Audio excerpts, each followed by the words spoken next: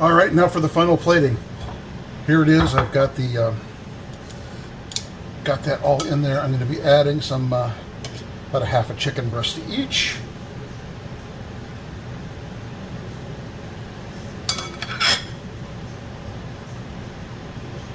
Obviously, I have a lot more over there if I want to put it on.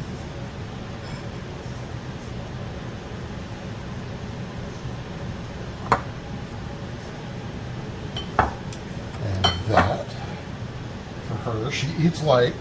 And I have just a little bit of sauce left over.